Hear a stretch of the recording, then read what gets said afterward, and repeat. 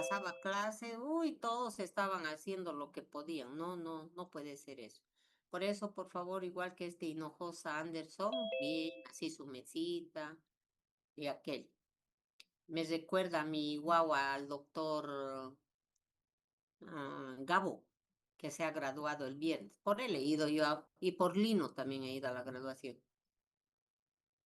Entonces, él era el primero porque yo le daba clases el 19. Miren, María Fernanda, Natalia, Jennifer, no reclamen guaguitas. Bien. Gabito tenía dos cámaras. Una para que se le vea, para que él vea y el otro de perfil.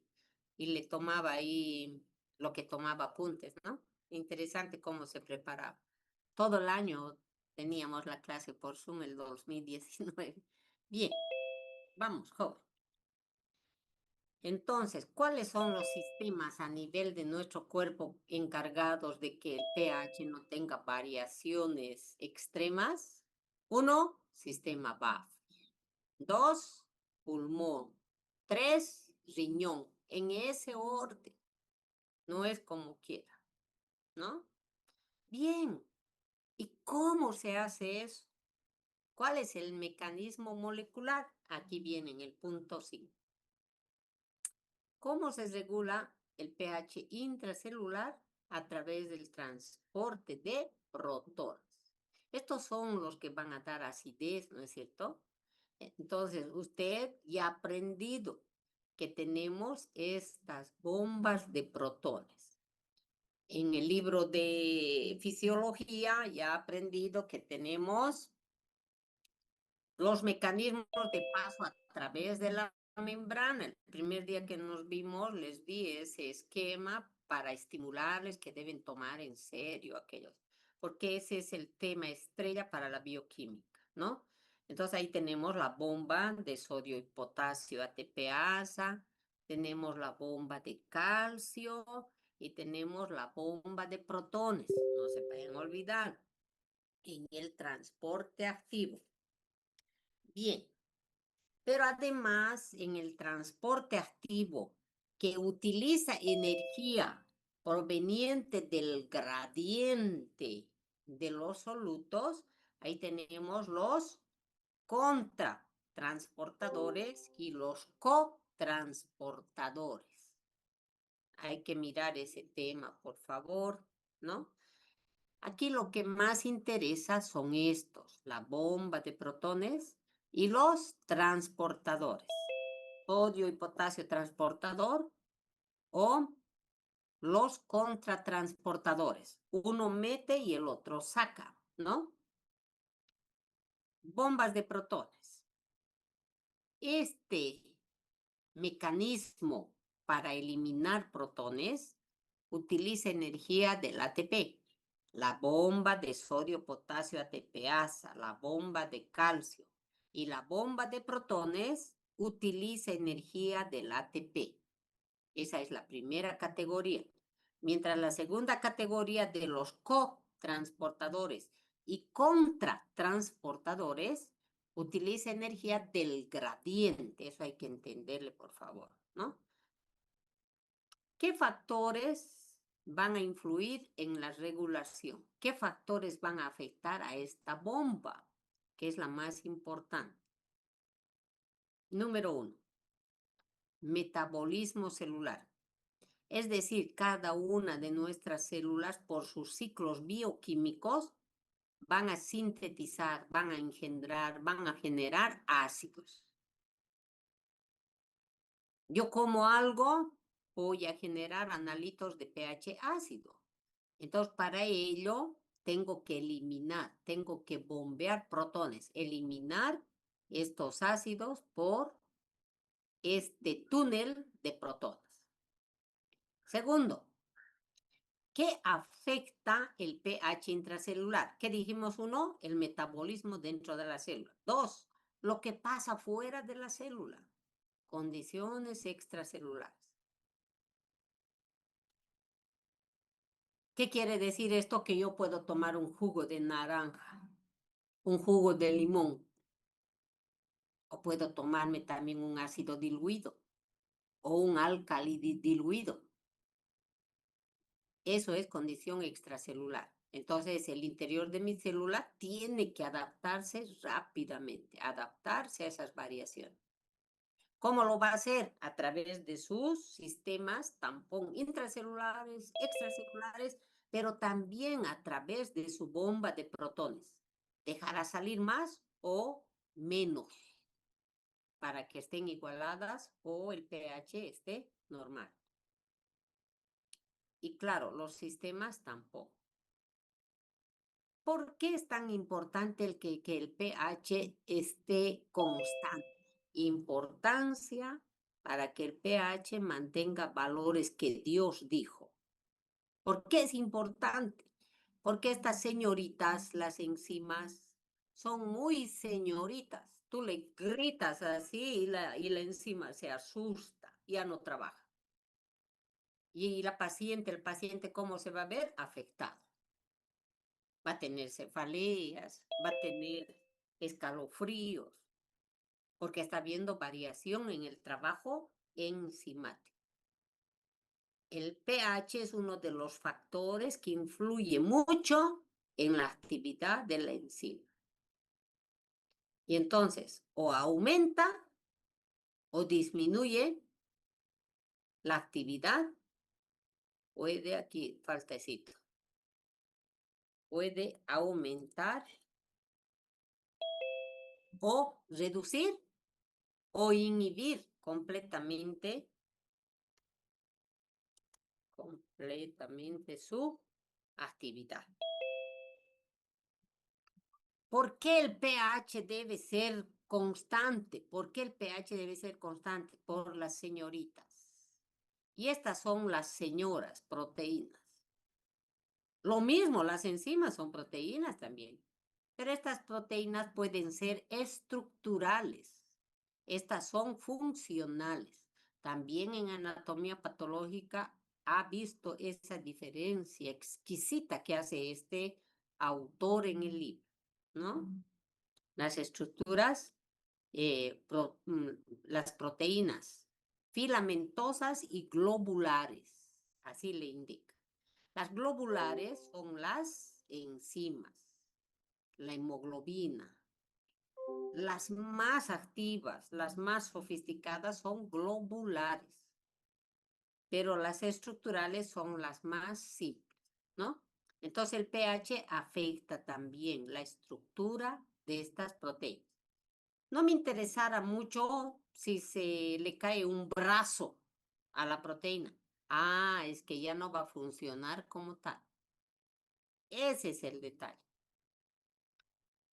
Tercero, nosotros sabemos que en nuestro cuerpo las células se comunican a través de biomarcadores, de estructuras químicas endógenas, que están señalándole a la célula qué es lo que debe hacer.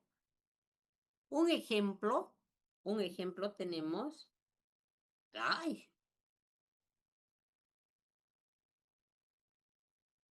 ejemplo, cuando los neutrófilos liberan sus gránulos. Y eso va a atraer a los linfocitos. Para atraer a los linfocitos por quimiotaxis, ¿no? Otro ejemplo es cuando las células dendríticas, mastocitos, mastocitos y macrófagos tisulares,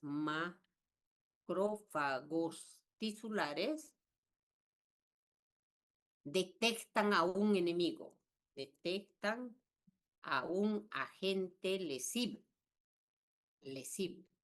Entonces, empiezan empiezan a liberar sustancias químicas como el pirógeno endógeno o las prostaglandinas o los leucotrienes. También esto está en su libro de patología, en el capítulo de la reacción, en el capítulo de inflamación. ¿No es cierto? Tienen que ir leyendo hoy. Proliferación celular. Nuestras células tienen que tener su bebé.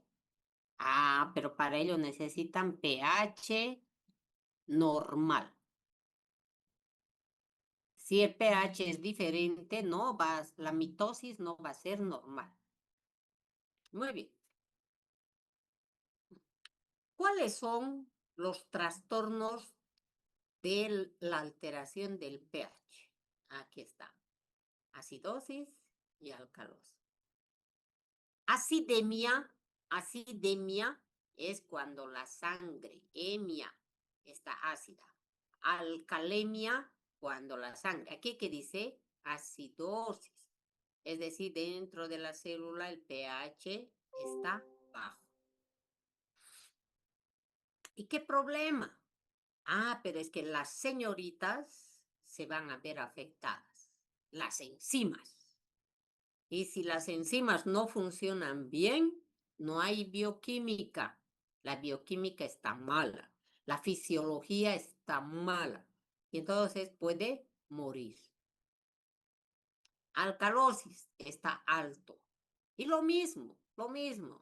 Las más afectadas siempre son las enzimas. ¿Por qué usted funciona como funciona? Normalita. ¿Cómo? Porque tiene buen trabajo enzimático. Eso no hay que olvidar. Cuando usted tiene fiebre, frío, comió, ingirió sustancias muy ácidas o muy alcalinas, sus enzimas se ponen mal. Y entonces usted tiene una conducta diferente. Me duele la cabeza, estoy con mala gana. ¿Ah? Ese es el detalle. Agua y electrolitos. Todo debe estar en equilibrio. Y aquí es muy importante que el agua se mantenga constante. Un día no estamos gorditos, hinchados y otro día flacos. Tiene que estar constante. Y claro, nuestros electrolitos, porque estamos aprendiendo en particularmente fisiología de Guyton, qué importante es que los electrolitos como el sodio, el potasio, el calcio, se encuentren en las concentraciones que ya sabemos de memoria, porque de ello va a depender que el sodio se encuentre en mayor concentración fuera y el potasio en mayor concentración dentro. Eso va a provocar que la neurona, que la membrana celular de la neurona se encuentre en su potencial de reposo. Es decir, que se encuentre en menos 75 milivoltios, completamente polarizado. Mientras que la célula del músculo esquelético, ese potencial de membrana lo va a tener más bajo, 80, 85.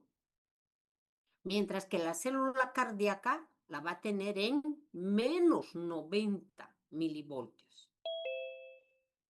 Esas diferencias de potencial de reposo permiten que estos tres tipos, me falta todavía la musculatura lisa, que está intermedia, con 60 está.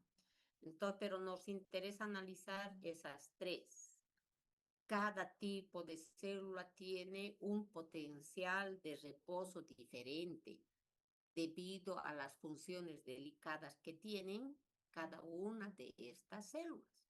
Pero yo en bioquímica tengo que insistir que esos potenciales de reposo existen o se van a dar o van a ser normales siempre y cuando el agua esté en la concentración que debe estar y los electrolitos también, particularmente sodio, potasio, cloruro y calcio. Calcio que es fundamental para la bioquímica. Ariana Méndez, retírese, me distrae hablando. No pueden estar hablando. Mientras yo voy hablando, voy girando para ver. ¿No? Entonces, véame distraído. Si su madre, su padre, su amigo está ahí distrayéndole, no está bien. Tiene que estar 100%. Miren cuánto sacrificio hacemos, empezando de mí. Tengo que leer 3 libros, 4 libros para entenderle yo y hacerme entender y estar pasando domingo. ¿Saben que otros profesores qué van a hacer? No, no me quiero comparar con nadie, eso ya es cuestión personal. Ahora sé que ustedes también se están sacrificando, pero tienen que hacerlo, porque van a ser los que me van a curar. Por eso ese es mi interés. Un día de estos digo, uno de estos va a ser un gran cardiólogo, me va a atender. O el otro va a ser neurólogo, me va a atender, así que le enseñaré bien para que no cometa errores. Conmigo no me interesa el resto. Chiste, ¿no? Ya, wow. Entonces, por favor, Jacqueline, desde bioquímica yo tengo que insistir que va a haber fisiología correcta, que ese potencial de reposo se va a convertir en potencial de acción gracias a que hay un equilibrio de agua y electrolitos. De lo contrario, no va a haber fisiología nerviosa, no va a haber fisiología de musculatura esquelética, menos cardíaca, ¿no? Entonces, una vez más insistimos que el agua es importante como disolvente. Esto es continente. Este es el continente. Así también se le conoce. Y disolvente, que hace desaparecer a todo lo que es polar. En realidad, ese fenómeno se conoce como solvatación o hidratación, pero también transporta. Por eso les decía, el agua es el mar y todos los otros compuestos químicos son los peces, los buques, los barcos que van a estar, ¿no? Bien. Entonces, cuando estamos bien de salud, condiciones fisiológicas, va a haber un equilibrio del agua, de los electrolitos, y electrolitos quiere decir electricidad. Nuestras cargas, cuando yo hablaba de estequiometría, yo le dije tiene que ser el mismo número de átomos, pero también el mismo número de cargas eléctricas. No sé si me tomo el apunte. Por eso vemos 2 positivos, 2 negativos. Por ello yo necesito, ¿no? Muy bien. Aquí deben ser igual las cargas positivas con las negativas. Aunque no quiera decir que están en la misma concentración. Fíjese cómo el potasio fuera de la célula es 3,5 y el sodio está en 145. No están en la misma concentración. Si estuvieran en la misma concentración, entonces tendrían que estar 145, 145. Pero es que se dan la mano, ¿no? Se dan la mano, se ayudan, porque los dos son positivos. Sumados los dos van a ser positivos para contrarrestar con el cloruro, que también es extracelular. Cuando se rompe ese equilibrio aparece patología, patogenia, la enfermedad que puede llevar a la muerte. Es importante recordar, necesitamos electrolitos para que haya tono. ¿Qué es tono? Fuerza, oposición. ¿Qué más? Presión. Ayer hemos hablado de eso. ¿Qué importancia tiene este equilibrio de agua, de electrolitos? Me enloquece. Es que si no tienes agua, Si no tienes electrolitos, no vas a tener tono muscular. Vas a estar sentada como Bob Esponja, como gelatina, te vas a chorrear. Así llegan nuestros enfermos deshidratados. ¿Mm? No vienen con sus hombritos como nosotros, bien parados. Bien, ay, estoy mal, ¿eh? Ya, ya, tono muscular. No tiene presión, no tiene fuerza por este desequilibrio. Esto es lo que he aprendido de Gaito. No serán las mismas cantidades. Yo puedo poner las mismas concentraciones que Gaito, pero lo dejo así para que usted vaya acostumbrándose que cada escuela, cada autor tiene sus variaciones. Y entonces ya va a depender de usted a cuál, ¿ya? Es fácil poner mi copia del Gaito, ¿no? Pero lo que sí debo aprender es que en el extracelular abunda el sodio. ¿Abunda qué cosa? El calcio. Bicarbonato va a abundar más en el líquido intracelular como las proteínas y los fosfatos que habíamos mencionado hace rato. Este sodio, mire, tan poquito. Lo que yo les sugiero que aprenda más es el extracelular. ¿Por qué? Porque es esto lo que podemos medir tomando la muestra del paciente. Cuando yo tomo sangre, ¿qué puedo determinar? LEC, no el LIC. Para el LIC tuviera que tomar una celulita y sacarle con una micro jeringa, tendría que sacarle su contenido de la célula y medir. Eso es imposible todavía para nuestra época. Tal vez sus nietos de usted van a llegar a hacer eso. ¿Ya? ¿Por qué el cloruro está aquí 26? Porque está en miliequivalentes. ¿Ya? Eso hay que tomarlo en cuenta. Hay diferencias en la composición de estos líquidos. ¿Por qué? ¿Por qué hay diferencias? Existen importantes diferencias en la composición y el LEC con la finalidad de generar el potencial de reposo de cada tipo de célula. Así entonces entendemos por qué hay tanto potasio dentro de la célula, ¿no es cierto? Hay tanto sodio afuera para que la célula esté polarizada. Y va a estar con negativo, menos 70, menos 80, menos 90, dependiendo del tipo de célula. Potasio es el que abunda dentro de la célula, aunque afuera 3,5 a 5, con el sodio al revés, lo que acabamos de ver, ¿no? Ahora, estas diferencias se da por la bomba, por el trabajo de la bomba con esta señorita. Esta bomba de sodio es la que va a aperturar los canales de sodio. Cuando está en menos 70 de reposo y cuando va subiendo, cuando llega un estímulo a esa célula, de menos 70 va subiendo, menos 65, menos 60, menos 50 y se abre el canal de sodio. Va a revisar sus gráficos de Gaito.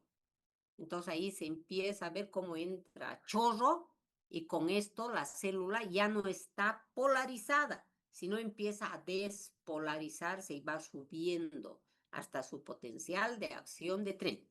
Para entender eso es necesario que aceptemos que debe haber esta diferencia.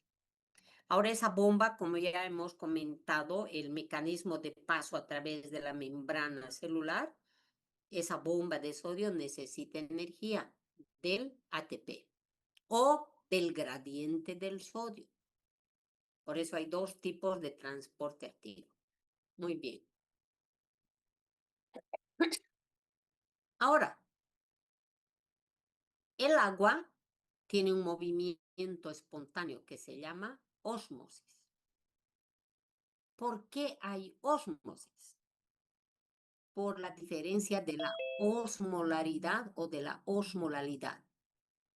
Es decir, que donde haya mayor osmolaridad, donde esté más salado, donde esté más concentrado, donde haya más peces, ahí va a ir el agua para hacer rebalsar y con el rebalse que se igualen las osmolaridades.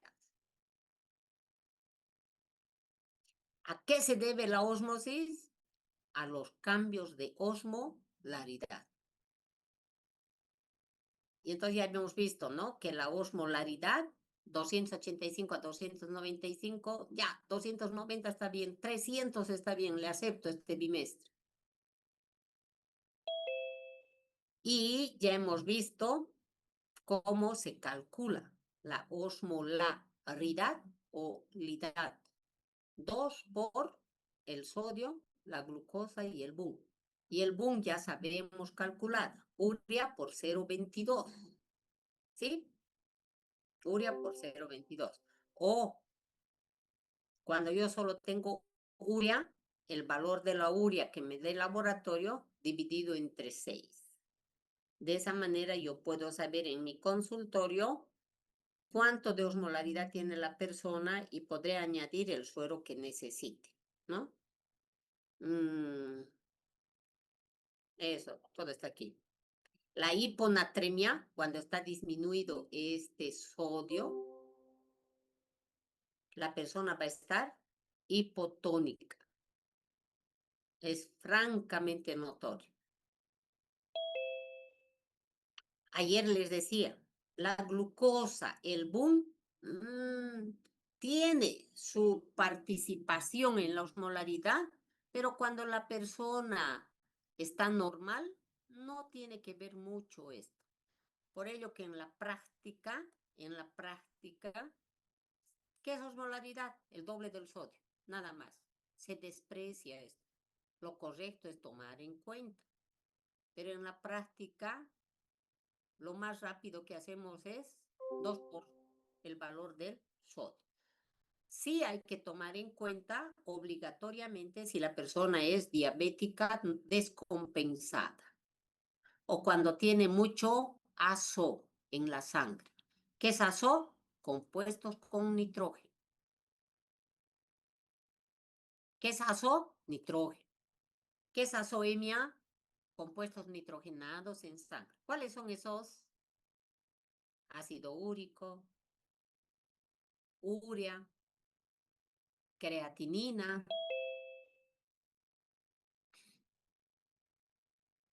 Bien. Ahora miren qué bonito esto. Cuando la persona es diabética descompensada y tiene una hiperglucemia de 500, aumenta la osmolaridad del LEC y entonces supera a la LIC, a la osmolaridad. Entonces, la glucosa, como puede entrar dentro de la célula, adentro o afuera, en ausencia de insulina, que es lo que tiene el diabético, entonces el agua sale del LIC al LEC para diluir la glucemia. Y por ello la persona va a orinar más, va a tener poliuria. Esta es la explicación. ¡Ah!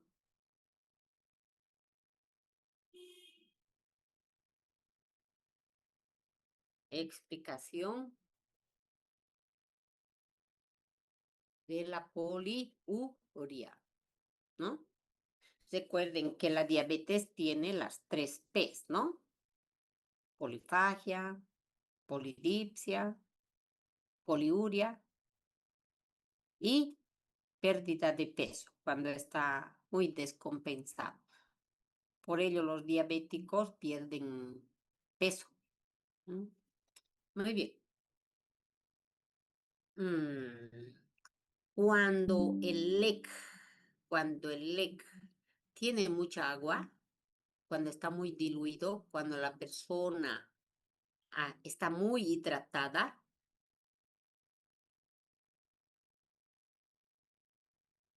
el sodio se diluye y entonces disminuye 2 miliequivalentes por cada 100 miligramos de glucosa. ¿Cuánto es lo normal? Vamos a decir que 100. Vamos a decir que 100. Si la persona tiene 300, si la persona tiene 300, entonces va a estar con 3,2 miliequivalentes de sodio mayor a lo que es, a lo que tiene. El sodio se va a ver falsamente aumentado, falsamente, ¿no ve? Porque en realidad es una disminución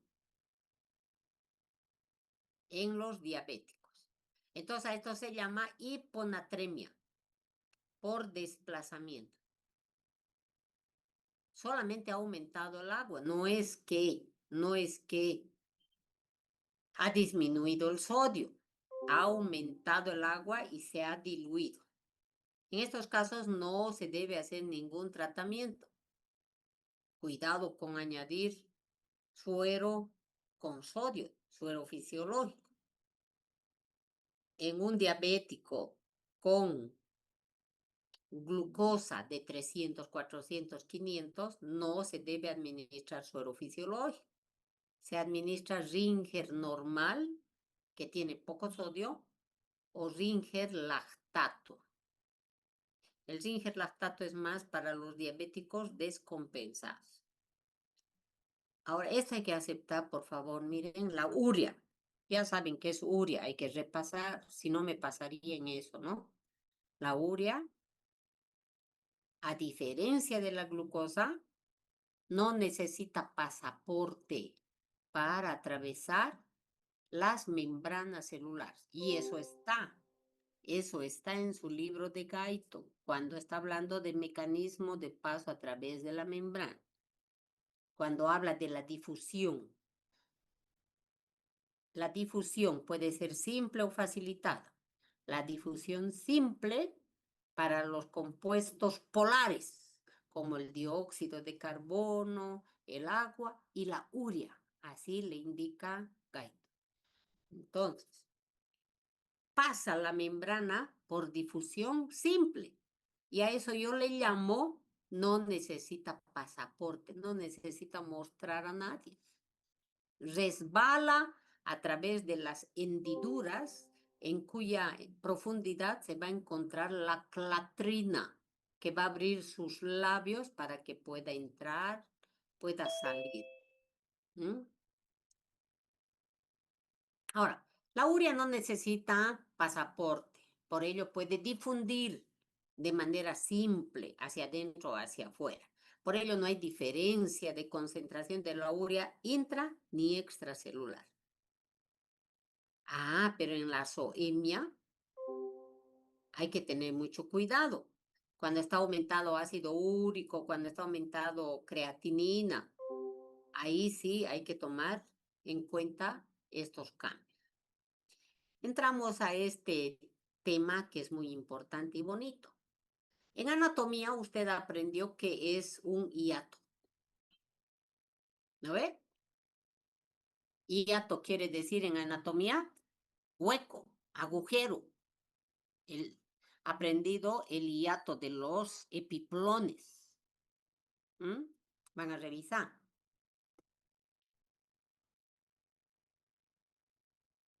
¿Qué es hiato? Hueco, agujero. Y aquí en bioquímica le vamos a conocer como vacío, que es sinónimo.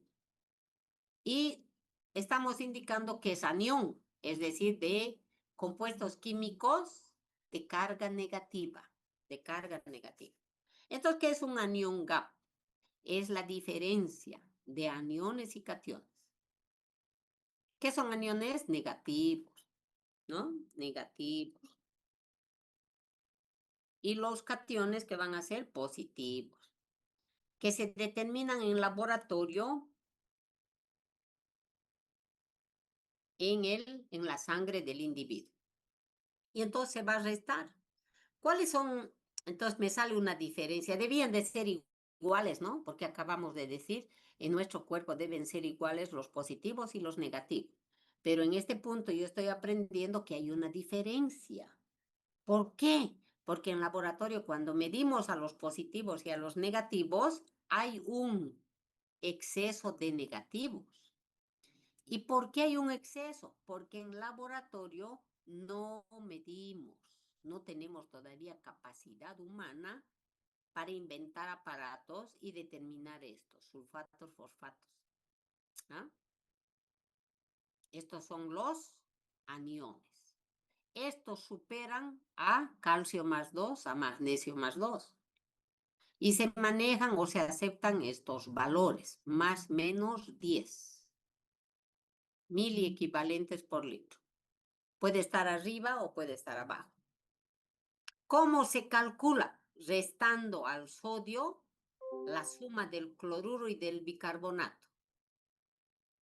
¿Sí? 140 menos 175 es el ejemplo, es el ejemplo. Podría haberse puesto cualquier otro número. Cuando el pH es de acidosis, porque siempre se va a pedir pH. Lo primero que va a salir de tu paciente es el pH. Si el pH es menos de 7,35, acidosis. Cuando te sale acidosis, solo ahí debes pedir esta prueba del anión GAP. Si te sale 7,50, 7,48, no. ¿Para qué sirve? Para que tú sepas si esta acidosis es hiperclorémica. ¿Cómo voy a saber eso? Es que el anión va a tener valor de 10, va a tener valor de 8, de 6, de 5. Entonces ahí no me preocupo. Pero cuando está, ya no es valor de 10, sino la diferencia es 15, 18, 20, ajá, esta es una acidosis metabólica que se da en la cetoacidosis de la diabetes, por ejemplo, de la diabetes. Mellitus, siempre hay que ponerle apellido. De la acidosis láctica o por intoxicaciones desde afuera o por insuficiencia renal. Eso, por favor, lo van a volver a leer. Yo tengo que pedir gasometría de mi paciente, me sale acidosis, voy a pedir anión GAP. ¿Qué necesito para anión GAP? Sodio, cloruro y bicarbonato. Si me salen fuera de este valor de 10, tengo que sospechar que mi paciente tiene cetoacidosis o está intoxicado o ya está con las complicaciones de la diabetes o de la hipertensión arterial. Entonces, el anión GAP te indica cuál podría ser la causa de esta acidosis, como ya lo hemos visto aquí arriba. Si es superior a 30, lo normal era hasta 10, ¿no? Recording Es siempre por stopped. cetoacidosis. Si es de 20, 15, es enfermedad renal. Eso hay que relacionar. Se va a acabar en cualquier momento, jóvenes, entonces vamos a entrar a este GAP osmolar, ya no es de aniones.